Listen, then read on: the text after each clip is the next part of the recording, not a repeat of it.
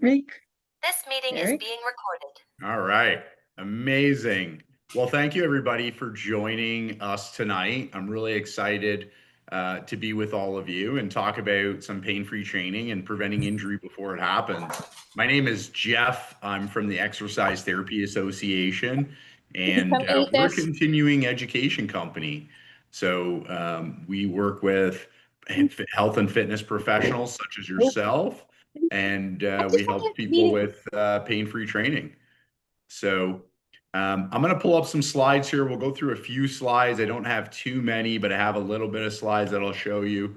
So tonight we're going to be talking about preventing injury before it happens. Okay. And we're gonna do that by focusing on restoring function. So as I mentioned, Exercise Therapy Association is a company I co-founded with our head coach, Brendan Fox.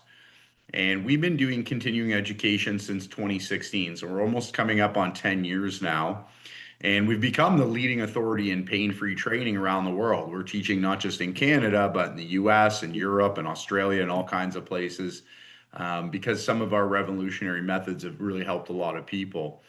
And what we do is we help health and fitness professionals just like you specialize in pain free training, right? So just to have that sort of added education, that added specialty of being able to restore function and help people get back from pain, but also prevent injuries. And so I've been in the health and fitness world myself for over 20 years. I did a kinesiology degree and became a personal trainer. And since then, have had many roles and hats, like many of you in the fitness industry. And now I'm leading the Exercise Therapy Association. So, let's get into our content because I got a lot of stuff that I do want to cover with you tonight. And let's start off. If you can just pop into the chat, maybe why does this topic matter, right? Like, why am I talking to you about preventing injury? Why am I talking to you about pain free? When a lot of people's conception of the fitness industry is that, we make people sweat and give them biceps and abs and things like that. So maybe pop in the chat. Why do you think we're talking about pain free? Why is this a relevant subject matter for tonight's call? So, this is an area that we've planted our flag at Exercise Therapy is that, we really think that this is an important piece of the puzzle.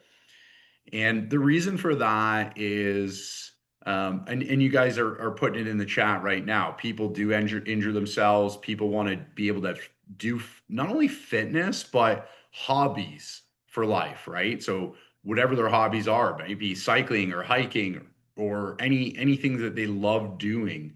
And then Diane put in, if people are injured, they're not going to show up and do the fitness classes or train at the gym. They can't hit their fitness goals if they're injured. And these are all exactly right. That's why we're talking about this.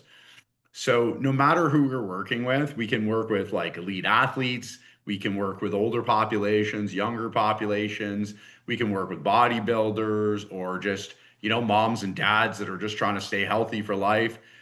All of these people get injured, right?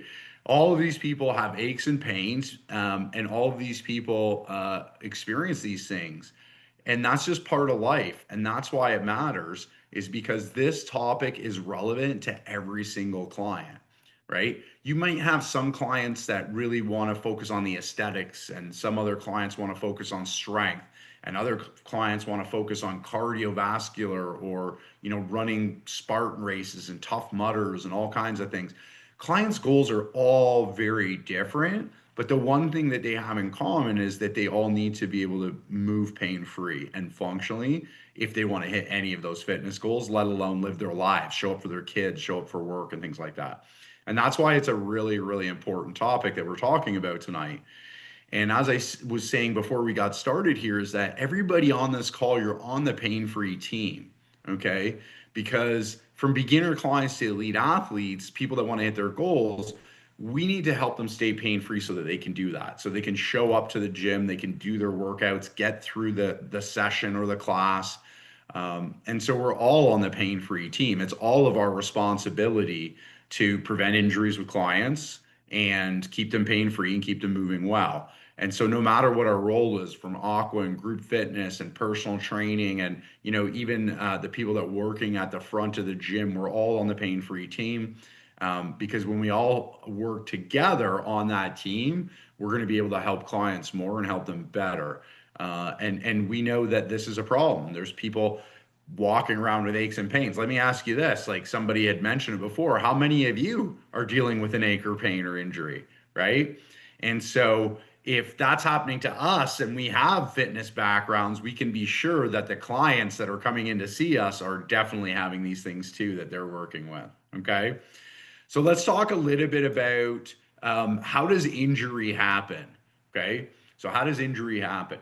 So one of the things we want to understand about injury is that only a very small percentage of injuries are from what we call contact injuries or, blunt force trauma.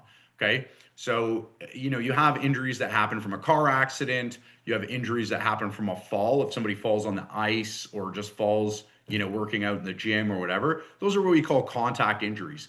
And then you have other examples of contact injury might be in sport. In a hockey player, you body check another player and you have a contact injury.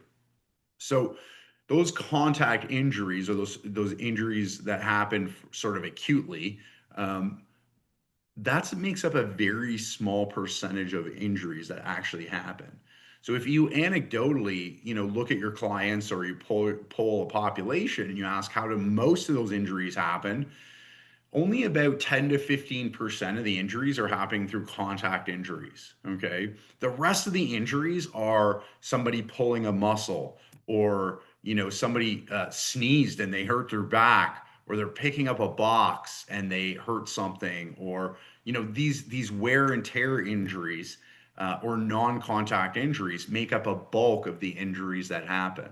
Okay. That's important for us to understand.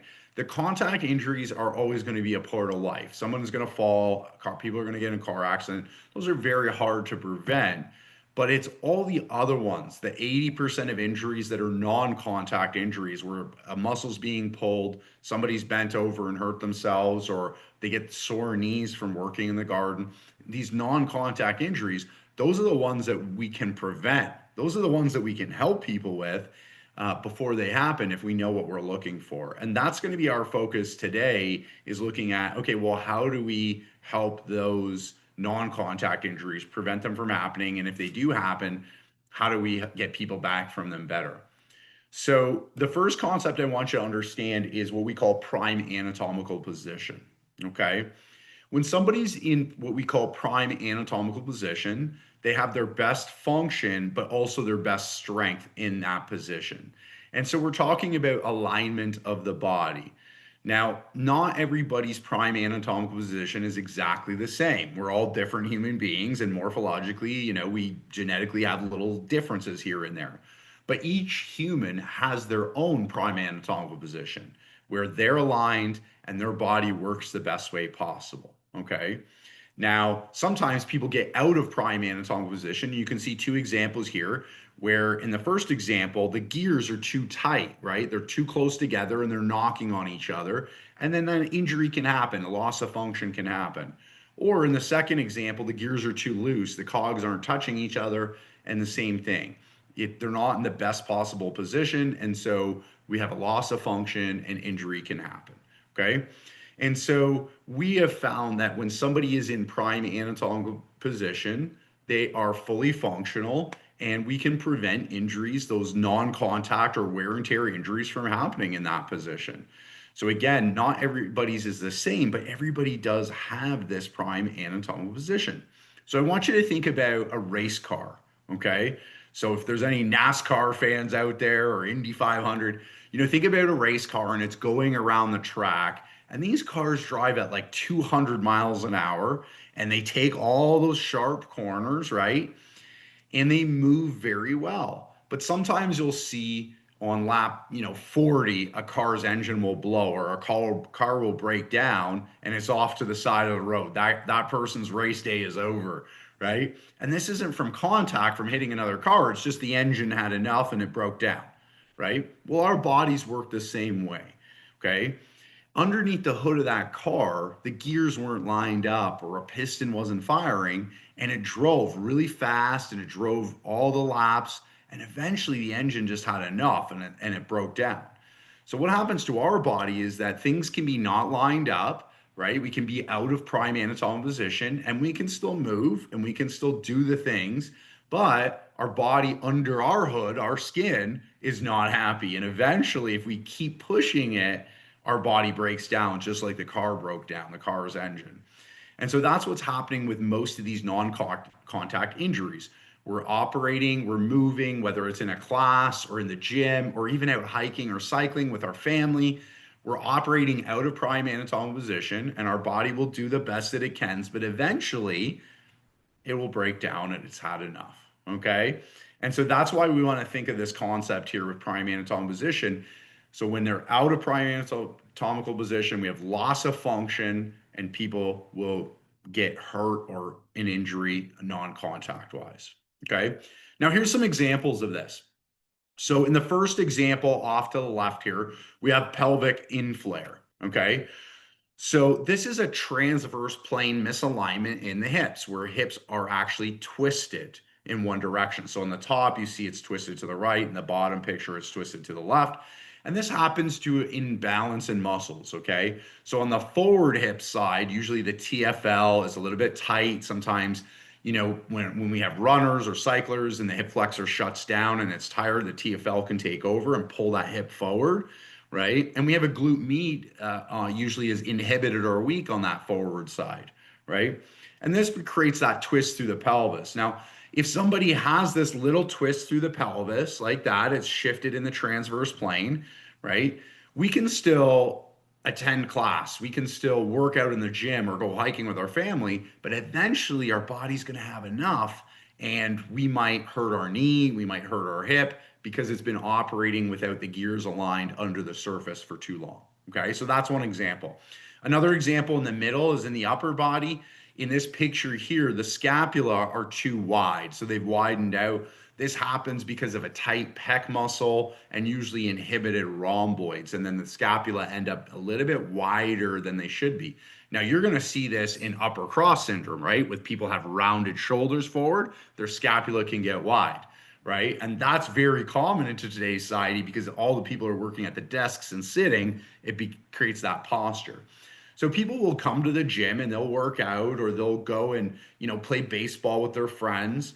And eventually, again, because there's this misalignment under the hood, under the skin, the body is having to make up for the gears not lining up. And eventually someone will hurt a shoulder or they'll get neck strain, right? And they'll constantly get tension headaches in the neck. Again, it's because under the surface, things aren't lined up, okay? And then our last example here is in the spine. So we say, okay, in the spine here, we have a compressed lumbar segment. Okay. So, they say sitting is the new smoking. Well, when we're sitting all day, our core muscles can get inhibited or weak, and that leads to compression in the lumbar sometimes. And that puts a lot of pressure on the discs. So if there's pressure on the discs, some of the nerves that come out at that segment could be not operating properly. We have inhibited core muscles. And again, people don't realize that. And so they're operating out of prime anatomical position with a loss of function. And then all of a sudden they sneeze and then their back hurts, right? Or they pick something up that's not even heavy that they pick up all the time. And then boom, their back goes out. And it's because for maybe a long time, something like this was happening under the surface. They didn't realize it. The loss of function over time creates the injury. So this is just a practical example of a few different ways that this concept of prime anatomical position will play out in our clients. So the question then becomes is like, when people are coming into your class or they're coming in to train with you, right? How many of them are out of prime anatomical position under the surface, right? With things that we can't see with the naked eye, and are operating in this way. And eventually, again, an injury happens, a non-contact injury. Okay.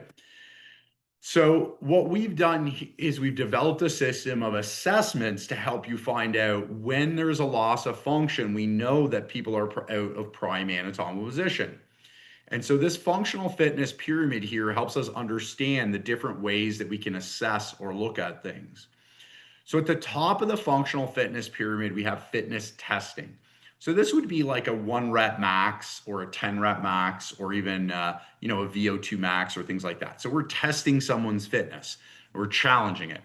So I think most of the instructors and the trainers would agree that we probably wouldn't test someone's fitness unless they moved well, right? So that's why movement comes before fitness testing in the functional fitness pyramid, okay? So like if my client didn't squat well, I wouldn't do a 1 rep max squat with them and test that, because I know that there's a risk of injury, right? And so when I came out, I did my degree and I did most of my certs, and I thought, okay, I was taught that this movement piece, that's the first piece we look at. But what I didn't realize, there was a whole layer below that, which is function. Okay. And so we need to look at function, which is, do the muscles around the joint, or the muscles we're trying to put demand on, do they turn on and off the way that they should? That's the first thing that we want to look at with a client, is that function piece. Can they operate their machinery, their car, fully? Then we focus on getting that car to move well. And then the last piece is we challenge the car with the fitness testing. Okay. So an example of this could be like this. I'll have you all do this with me if you can. So we're going to pretend we're doing a shoulder press. Okay. So I'm going to pretend I have a really heavy weight in my arm, and you guys are all going to pretend you have a heavy weight, and we're just going to press that up to the ceiling. Okay. And we're going to use good form there. Now, what we're going to do is we're using a shoulder press technique, but now what I want you to do is take your shirt or your sweater and take it and just pull it to the opposite hip. So I'm pulling it down and away. And then what I'm going to do is I'm going to do the same shoulder press. Okay. So if you can see, I'm doing the exact same movement. So my movement technique looks the same. And a lot of you, your movement technique looks the same, but it doesn't feel the same. Why? Because this pulling on the sweater puts undue pressure on the joint, right? And so this represents what could be happening under our hood, under our skin at the joint. Maybe the fascia is tight around the joint. Maybe the muscles are not firing the way they should, right? Like a stabilizer muscle's taking on more load than it should. Or maybe even the ball is not centrated in the socket well. These are all things that we can't see via technique, but could be misaligned under the hood that can cause injuries, aches, and pains down the road. And when any of those things that we just talked about are present, we have a loss of function. So if we learn how to assess function first, we can say, is the joint, the shoulder joint or the hip or the foot or the knee functioning properly? And if not, let's restore function. By restoring function first, we can then have people moving well and moving pain-free after that. And we're going to get into some practical examples of that. But it's just important to understand the functional fitness pyramid as we go through this. So one of the things that I learned, when I came out and I did my certifications was, the movement piece. We're going to assess people's movement and use that as a starting point. Movement is really important, and assessing movement is really important, but keep in mind, it's the middle of the pyramid, right?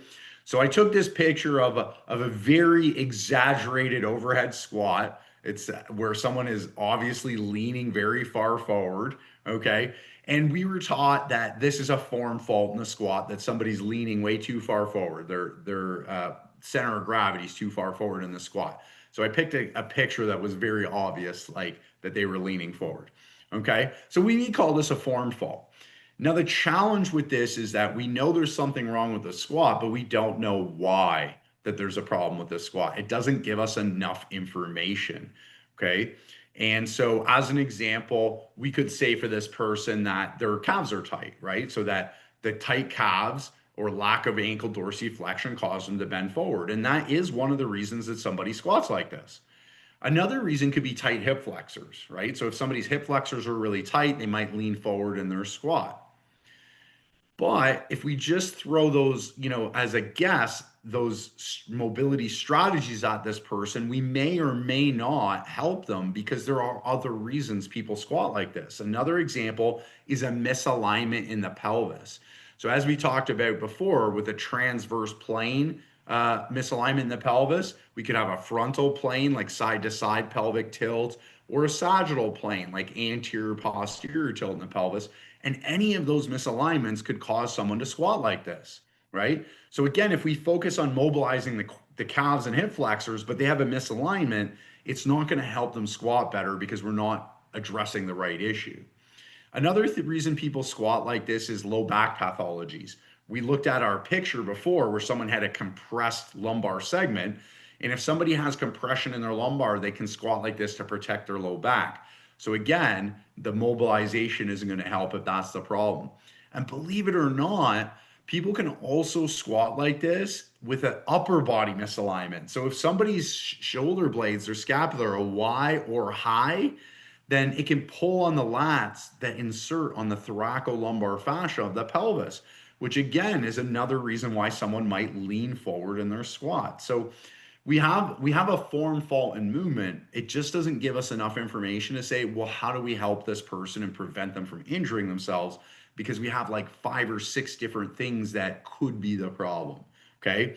And so we want to move past this and get assessments where we can actually get to the bottom of what is the root cause of this form fault, or what is the problem happening under the surface that we can help people with. Okay. And so what we're going to do in order to get to the bottom of this is we're going to use a functional assessment. So a functional assessment, if we come back to our pyramid here, is does the person have the ability to turn on and off the muscles under demand? So when I say the word demand, what do you think of? Well, demand could be movement. Demand could be stability, trying to create stability. Demand could be load, like a weight. So there's a lot of ways we put demands on our body, but we want to make sure that our muscles can turn on and off and support our body under any demand. And that's what functional assessments do. It's basically like, do the lights turn on? That's what we're looking at it. Like, do all the lights turn on in the house? And if not, we have a problem, right? And so that's what we're going to look at here. So I'm going to show you a video of a functional assessment, and we're going to look at how might we look at assessing people differently. Okay, so I'm going to switch my screen here over to the video, and we'll take a look.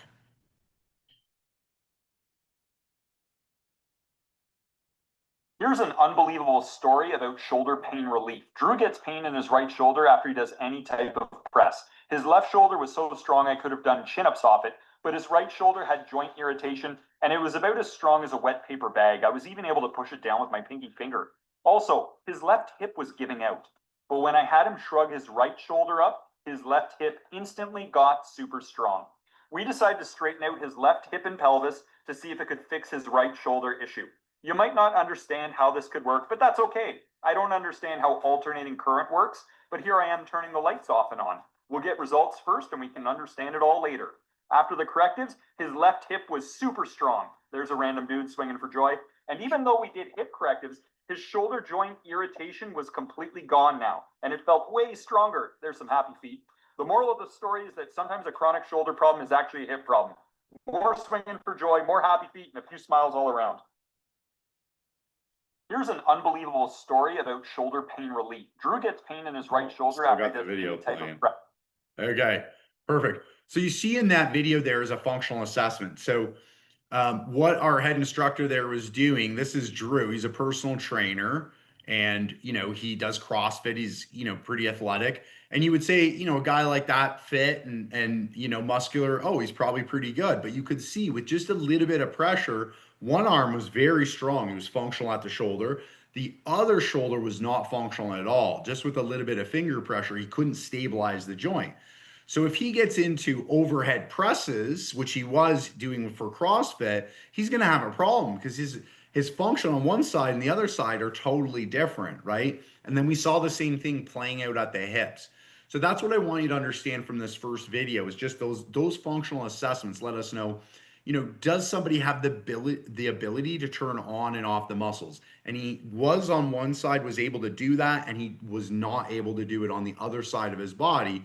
And he was getting shoulder problems and shoulder pain. And he was also getting that in one hip. So think of the same thing is that if he's got one hip that's functional that under demand can activate, but the other one's not, then we're going to have a problem, especially if we get into bilateral movements like squats or deadlifts, because each side is not pulling their own weight in this movement. So there's an example of, probably has really good movement technique because he's a trainer and he knows how to move his body. But under the surface, his body is not functioning. And because of that, he's predisposed himself for injury. Okay. So I'll pop my slides back up again here. And the assessment, I'll show you the assessment that we used with him. This comes from our course, our exercise therapy certification. It's called the Prime 8 assessment. And basically, as we go through this assessment with our clients, we're assessing function at all the different joints. So we're starting at the foot, and then we're working our way up through the hip, the knee, the shoulder, the neck, etc. Okay, and we're assessing to see, does somebody have the ability to function at all these different joints? Because we know that if we're losing function, if the gears aren't lined up under the hood, the car could break down when we challenge it. Okay. So the next piece we're going to talk about is how do we help this person? Okay. So if somebody does have a lack of function or the gears aren't lined up, how do we help them? Well, we line up the gears, right? So if your car has gears that don't line up, a mechanic lifts the hood up, they get in there and they line up the gears. Now, we can lift up your hood with surgery, but that usually takes a long time and is pretty invasive, and it doesn't feel so good. So what we want to do is use the most powerful weapon that we have to help people, which is exercise. Okay. So we can actually use exercise to line up the gears, and we don't have to open the hood. Okay. Which is a lot better for everybody involved. So we use what we call corrective exercise recipes to line the body up, to realign everything so that the gears line up and we can restore function. Okay. So if we look at corrective exercise and corrective exercise recipes, I want to break this down a little bit with you because this often gets misunderstood. A lot of people say, well, corrective exercise, it doesn't really work. It's not, it's not this thing.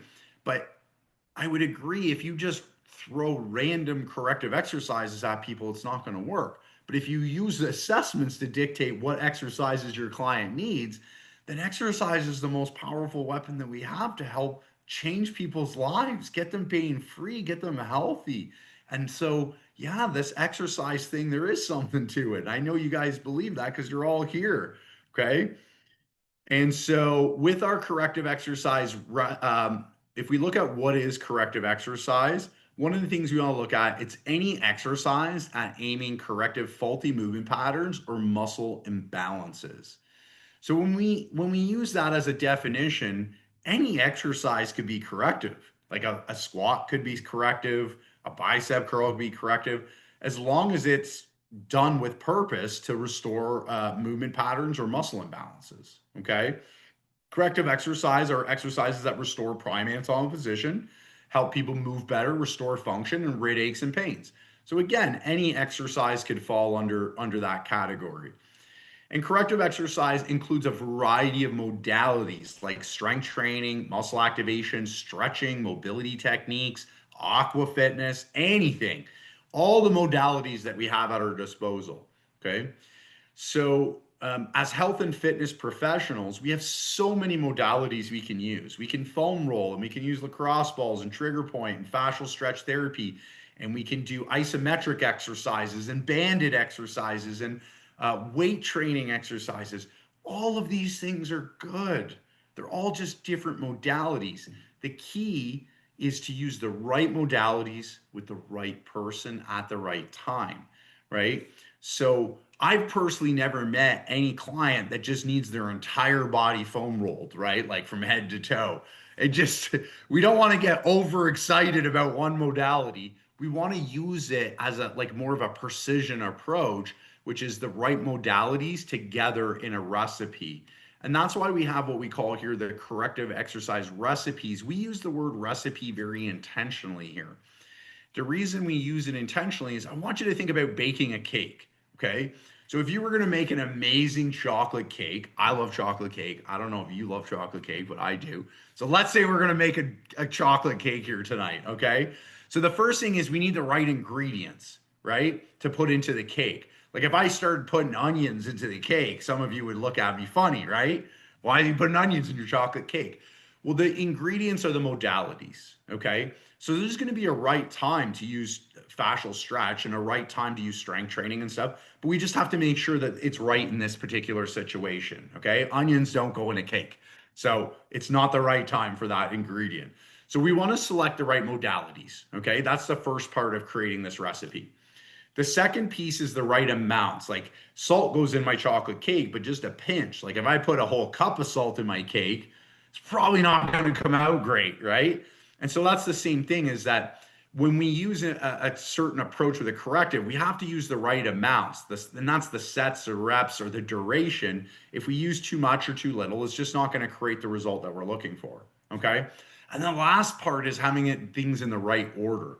Like if I try and put an egg into my cake after it comes out of the oven, not going to go well, right? And so same thing, like when we apply our modalities, we have to do things in the right order. And in general, we're going to want to use our tension decreasing strategies or mobilizations first, and our stabilization or tension creating exercises second, right? And so we have to do things in the right order to get the desired outcome, okay?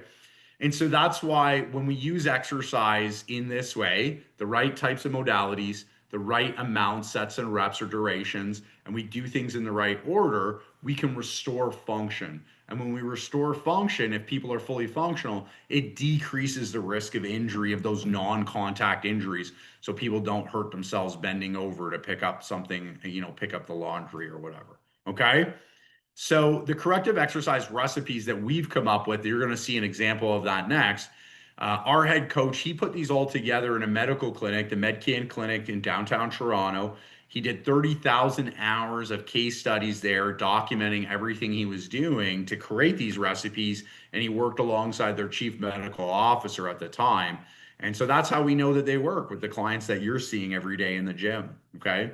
So now that we know what a corrective exercise recipe is and how it can help us restore function and prevent injury, let's take a look at a real life example here. We'll go back to our video player and we'll see an example of a corrective recipe. All right.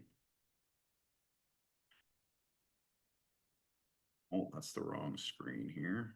Bear with me just 1 second and we'll get to our video player here. Okay, media player.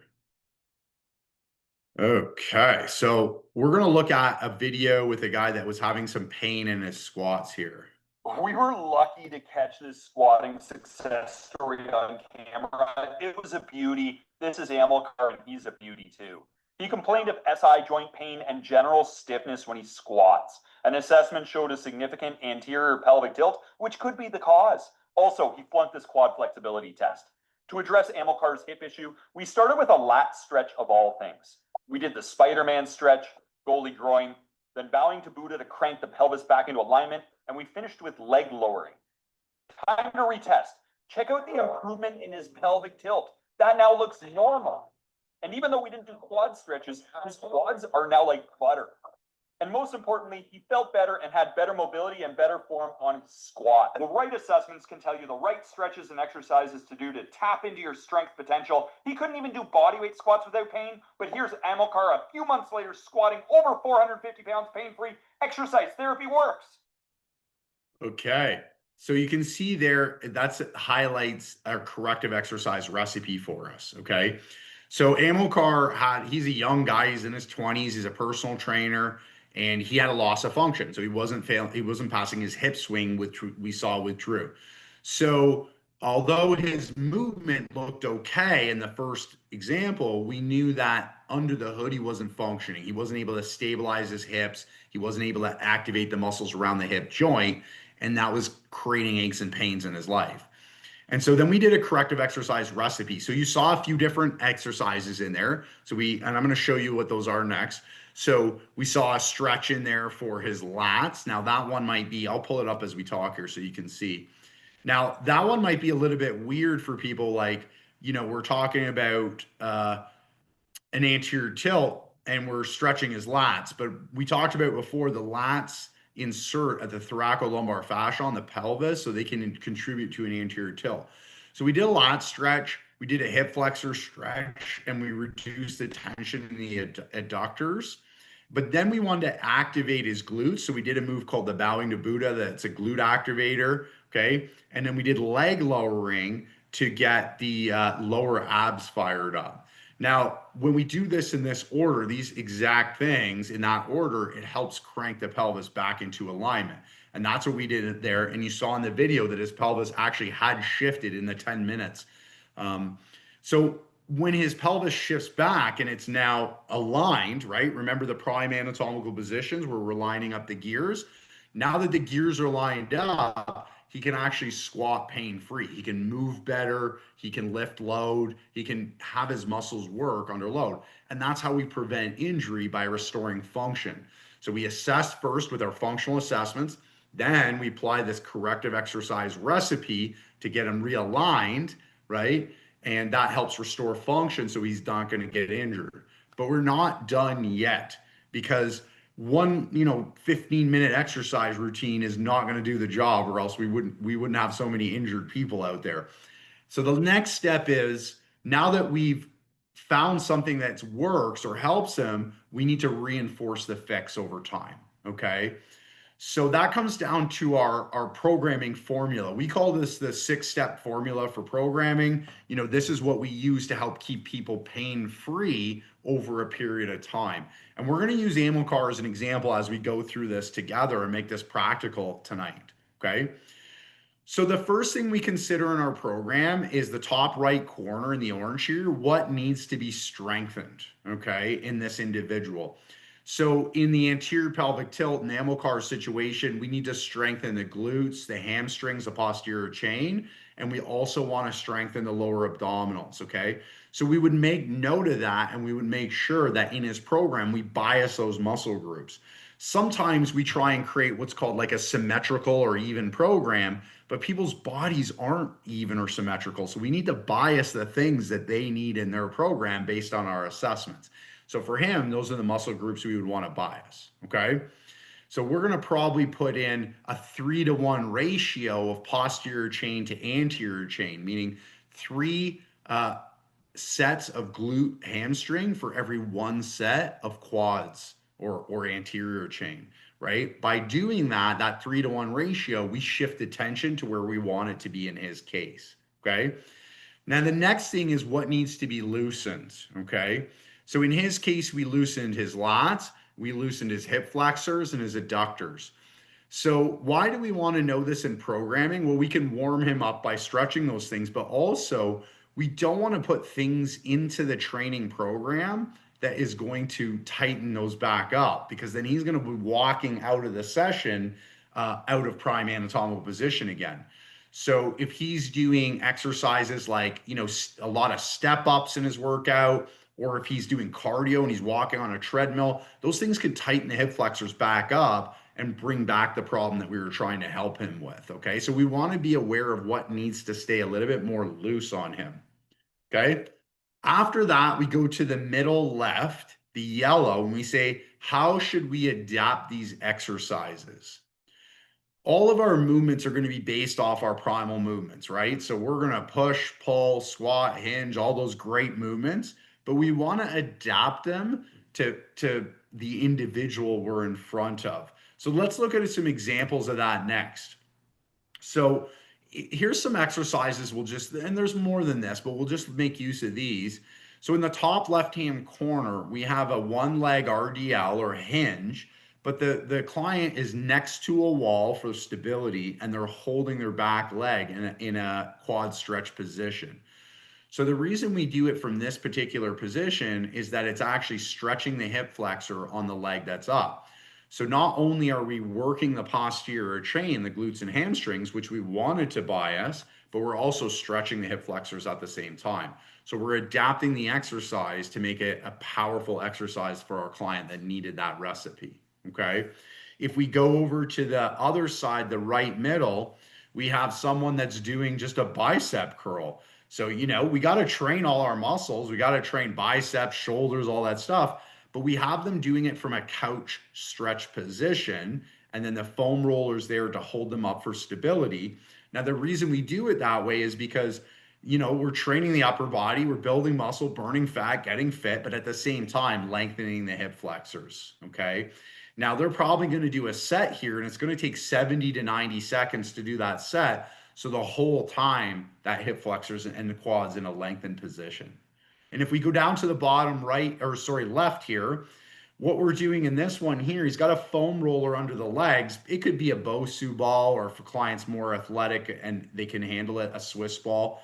But we're doing a chest press from the floor, right? So we're going to work our pecs, we're going to build muscle and push, but by elevating the feet and having them in a bridge position, we're activating the glutes for the whole length of the exercise.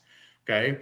So doing a floor press makes sure that the client doesn't go too deep. It's nice and safe. And we get that postural tension because, again, 70 to 90 seconds for one set activates the glutes for the entire 70 to 90 seconds. So if we look back at our formula for programming, these are just examples of the yellow here. How should we adapt the exercises? We're adapting traditional gym exercises to make them very specific and helpful for our anterior pelvic tilt problem. Okay. The next piece is, how can we make it user-friendly in the blue? This is so important. It doesn't matter how good your exercise is if the client doesn't do it, okay? So we want to make it user-friendly.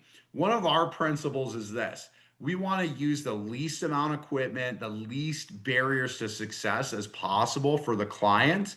If a client has a circuit, they have to use different machines in the gym, and it's busy, they're just not going to do it because they're going to feel uncomfortable asking people to work in or using the equipment. So we want to set the client up for success by making things user friendly. So you saw in the corrective recipe, there was no equipment. It was all body weight stuff. That's intentional so the client can do it at home if they need to. Okay. We have to reduce barriers to success for our clients. And we do that by adapting it and making it user friendly. So we want to always think in our programs, how user-friendly is this? Will the client do it? What are the possible barriers to them doing it, and eliminate those barriers? One of the examples could be, we could train them in the gym on using a dumbbell, but say, well, at home, you could use a band, or you can use like a heavy can of water or sandbag. The more options we give them, the less we take away those barriers, and it makes it the compliance higher that they actually do it. Okay. So whenever we create a program, we're trying to make it user friendly for the client. Then we go down to the green. Where should we implement these solutions? Okay. So when it comes to the corrective recipe, we have the clients do it every single day, which is why it's body weight stuff. It's 10 minutes. They can do it at home. A lot of them can do it in the office. Okay. The more adherence we get, even if it's only 10 minutes, the better result the client gets. Okay. The other thing we'll have them do is we'll have them do it as a warm up. So if I'm a trainer and they're coming to their session, they do it as their warm up. So by the time we start our session, we're ready to train and move on to the actual training program. And we also sprinkle some of this stuff in between sets as active rest. So if I'm at the gym and I'm doing like a chest press, I could do some leg lowering as an active rest in between, which is helping my anterior tilt, but I'm also still getting my workout in. Okay. So we want to be creative about how are we implementing the solutions and the programs. Sometimes we like to make a gym version of the program and a home version of the program. So no matter what, the client has no excuses. You do the workout no matter whether you can get to the gym or not. Okay. So that's why we use the green part. How do we implement this? And then the last piece, the orange, is additional lifestyle considerations. So if we really want to be on the pain-free team for the clients, we have to consider everything, not just the workout. So how are they using their body at work, right? What are their hobbies and stuff? Because sometimes things that they're doing outside of the gym bring back on dysfunction, aches and pains and injury because of the way they're using the body. So if we look at our anterior pelvic tilt, some examples of that might be maybe they're sitting in an office chair that's too low and their knees are above their hips and they're sitting for hours on end with a shortened hip flexor, right? Maybe they're wearing high heels all day. High heels elevating the calf like that, the heel dumps people anteriorly, and it can cause tension to come back into the quads and in the hip flexors. So that might be an area that we need to address with them. Or if somebody's having aches or pains or inflammation, might be a nutrition thing. Maybe we need to say, I'm not going to tell you what to eat, but let's talk about anti-inflammatory foods. Okay. So we want to consider from a robust perspective of like outside of the gym, what are some simple lifestyle recommendations? Even if I can only write down like 2 or 3 things they can do outside of the gym, it's going to be really helpful for my clients to move forward. Okay. So we use our functional assessments to find the root cause of issues, right? Because we know that function is going to lead us down that path.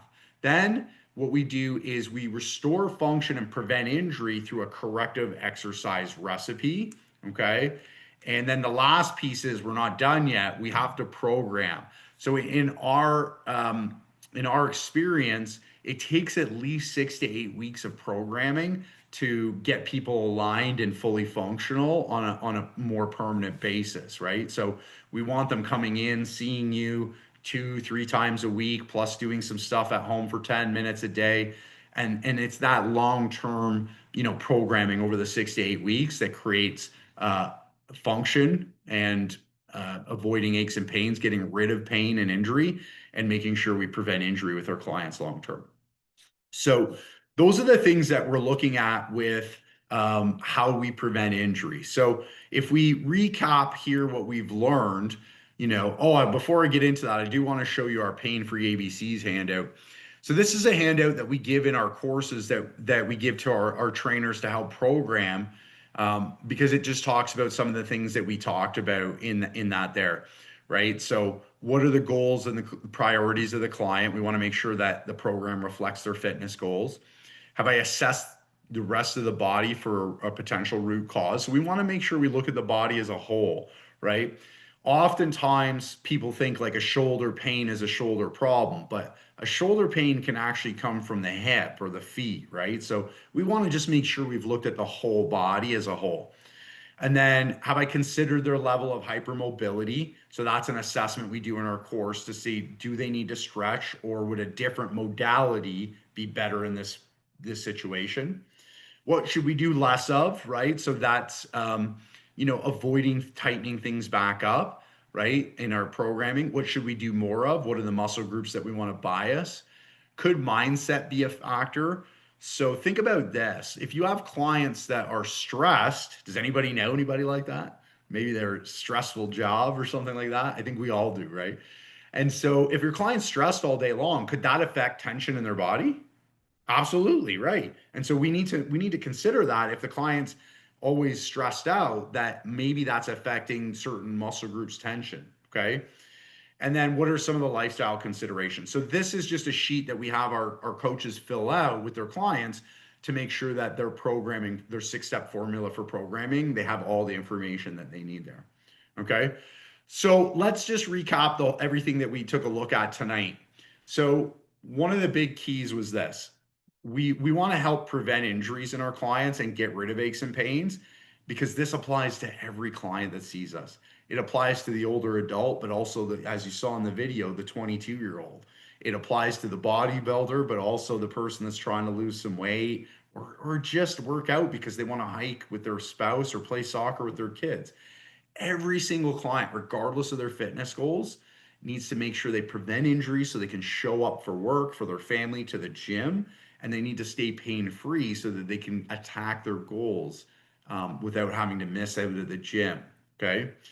So we're all on the pain-free team. No matter what our role is in the health and fitness world, we're all responsible for helping move a client forward in that way. And we all need to work together. We're collaborators, right? So they might see you for group fitness and I might be their trainer, and they might have a different healthcare provider. Well, we're all working together to help that person live a great life, okay? And so we want to go beyond just looking at movement quality and assess function, that base of the pyramid, because that is going to let us know, is this person in prime anatomical position, or are the gears perhaps not lined up? And if they are not lined up, we use the best strategy we have for helping line them up, which is exercise, the thing all of you do. So we're going to use the right exercise though. And that's why we use corrective exercise recipes. So the right modalities, the right modalities that we want to pull in for that person. we do things in the right amount, sets and reps and time under tension, and we do things in the right order. And then once we feel like, okay, great, this is increased function, I can retest them right away and see an increase in function. Then what we'd want to do from there is program using the 6-step formula for programming over time. Okay. Now we'll look at one more video here quickly as we pull all that together here. We've got a video with Peter who had a shoulder issue that we want to take a look at here. Peter has a shoulder issue. I've seen physios for years, chiros, massage therapists, so we've done everything. And he still has a major mobility restriction in his left shoulder. He said he also has something going on with the wrist. We tested it out. It was about a 1 out of 10 on strength. He said he also has an elbow issue. We tested his tricep. It was easily giving out on him. But when he looks up, it gets really strong. His deltoid test was also really unstable, but when he looks up, it gets way better. We thought all of his problems were actually coming from the neck, so we put him through the Neck Savvy corrective protocol to get his neck sorted out. We retested, and his wrist was now 10 out of 10. His elbow test was now rock solid, and his shoulder stability was like a statue. And look how much better his mobility is. It's amazing what can be done. It's not even touching the area that's having the problem, but something that's actually the root cause and the difference in what that made right away. Exercise therapy works, then it can work for you. Okay, amazing. So you can see in that video with Peter, we tied it all together. We had the functional assessments where he was losing function at the elbow and the shoulder. Then we had the corrective recipe. It went quickly, but we showed the different things that we did to help him. And then we saw that function returned and he had greater mobility in there after. He was able to move better, right? Now the last step would be that we can't see in a short-term video is we need to program out over time. We need that 6 to 8 weeks of training and to making sure we're reinforcing the fix. So that's what I really want all of you to get out of today is that, injuries, aches and pains, most of the time, not all the time, but a good portion of the time are just coming from this concept of people aren't aligned and they've lost function. And if we use the right exercises, we can help restore function, get rid of their aches and pains, and help them live the best life that they have. Okay. And so I hope you got a lot out of today's presentation on that and learned a little bit of a different way of doing things. Now, we are coming out to the East Coast there. We are coming to Moncton, New Brunswick very soon. So we're running our exercise therapy lower body mastery certification in Moncton, New Brunswick, November 7th to 9th. This is really special. We've partnered with the Nova Scotia Fitness Association, the New Brunswick Fitness Association on this because we want to bring more education out to the East Coast. This is going to be our first time in a few years coming out there. And so we're really, really excited to connect with all the trainers and fitness coaches out on the East Coast. So this certification is November 7th to 9th. Normally we charge about $1,400. It's a 3-day certification. So it's Friday, Saturday, Sunday, 9 to 5 full days. And we do a style of what's called learn by doing. In these videos, you see the students from the class. These are not like Gen Pop. These are our students. And that's how we teach. We bring people up. We bring them through the assessment. You actually, when you take the course, you bring other students through the assessments and we together work on the corrective exercise recipes and how to program for these cases. So it's not a textbook or a PowerPoint presentation. It's you go and you learn how to do this hands-on with real people in the class. Okay. So right now the certification is 1127 Canadian. Okay. And because you've spent the time to come here and hang out with us tonight, we're giving you an additional $200 off. So we have a discount code for you, which is FIC25. Okay. So FIC, all caps, 25, and you'll get an extra $200 off. So you're getting the certification for $927. Plus, because we did this webinars with you today, we're going to give you our Squat Master Class online certification for free. It's got a $600 value on it. And we're going to give you a bonus one-on-one coaching session post-course with one of our instructors to help you implement all the things that you learn at the course, plus free access to the digital playbook, which is all the recipes, assessments, everything. You're going to get the paper copy when you come to the course, but we're going to give you free access to the digital copy as well too. Okay? So our certifications are approved for CCs with ACE, NASM, CanFit Pro. And so you can earn your CCs while you do it. And we do have payment plans as well too. So we've broken the costs up into 6 biweekly payments to make it easier for people. So anybody that wants to can get started. So because this is up and coming, we're gonna have this deal with all these free bonuses and all these great discounts expire tomorrow, Friday at midnight. So you want to make sure you get on it. The URL is at the bottom there. And I think that we've been sending it out through the Nova Scotia Fitness Association and New Brunswick Fitness Association as well too. And so you can just go to that URL, sign up, use that code, get the discount, and you can join us in Moncton for this 3-day certification.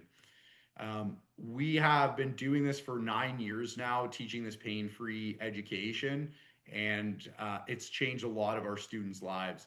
We had a trainer here in Ottawa, Canada, and they were working at a gym and they were doing okay and they were getting by.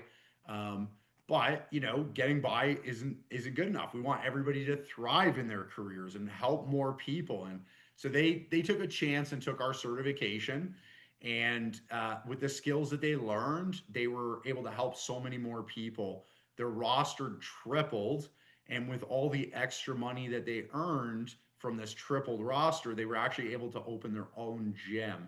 So the gym owner's name's Brett. He owns Body and Mind Athletics outside of Ottawa, Canada. And now he owns his own gym and he has 5 or 6 trainers that work under him. They're helping hundreds of people a day. And all of the trainers there are certified as exercise therapists. And they've built what they do on our system. And their gym is doing really well. And he took the certification a few years ago. So this is just an example of what it can do for your career, allow you to help more people, but also, build a thriving career in fitness. And the reason I want that for you is because I love this. I love this career. I love this industry. I started doing this in 2003 and I've never looked back. I love what we do. I think it's one of the best jobs that you can do. And so absolutely love it. So that is my talk for tonight. If anybody has questions, I am more than happy to answer questions. And so I think Ocean has a question. So if you want to pop off mute, Ocean, you're more than welcome to. Or we can where in Moncton is the course? Where in Moncton is the course? That is a great question. I can tell you, it's U de Moncton. Okay. The University of Moncton. Yeah. There you go. Thank you, Shelly. Thank you. And you also get a certification so you become an exercise therapist. Is that correct, Jeff? Yeah, so we're going to give you a certification with the course as well too. And a lot of people do use that in their bios to let people know that, hey, this is something I can help you with, is aches and pains and things like that. Absolutely. And it is, we recognize it obviously, the NSFA and also Fitness New Brunswick does as well. So it's great for your continuing education. Absolutely. Yeah. Absolutely. So if anybody has any other questions, I'm happy to answer them. I'm here, I'm live with you. And it could be about the CERT, but it could also be about anything else I talked about.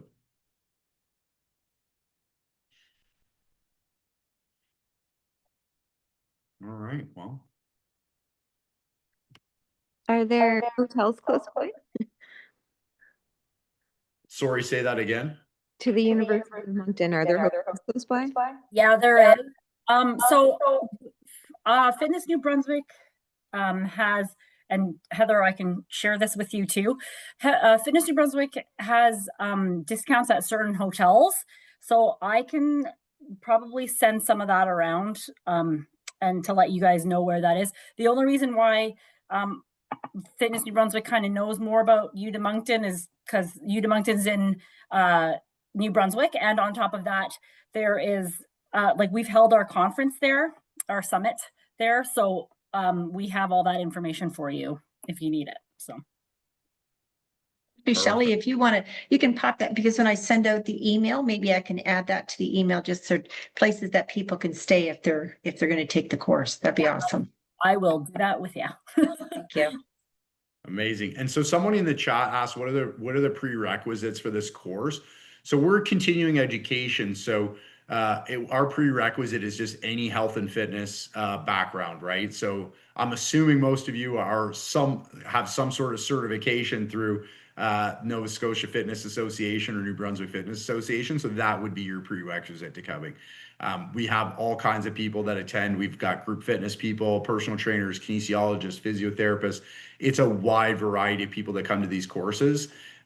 We have made the recipes, as you saw, the handouts that I showed you in the presentation, that's what we use to teach. And so we've made it really user friendly and easy for people to walk out and use all the materials, because you're getting those handouts, and all you have to do is like give that to your client and say, here, do this. And then you just coach them through it, and you're able to help create those changes with them as well. So it's super easy to use, but yeah, your prerequisite is your base education in the health and fitness field.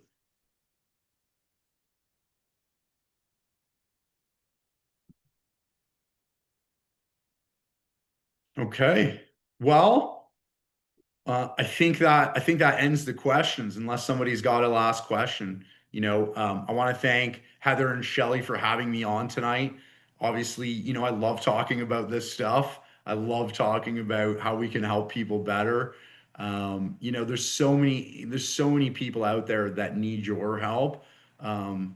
Because unfortunately, we're getting a little unhealthier, as we go, and I think it's just the tech and the sitting and things like that. And so, there's so many people that need your help. There's so many people that would benefit from working with all of you. And, as I close off here, I just want to say thank you for the work that you do, because all of you show up every day to help other people, and you probably don't get a lot of thanks for that. But I appreciate it, because without all of you helping other people in the world, this world wouldn't be as good as it is. So you guys all do amazing work, and so thank you for showing up tonight, caring, and listening to our little talk here tonight. And thank you, Jeff, for presenting to the group, because I think you've opened a few eyes as well. And I found it really fascinating. We are going to be sending out an email with a link to the replay, so people can go back and look through it and replay it again and again. And also all the information, if anybody's interested in signing up for the course, and also, I guess, hotels that they can stay at as well.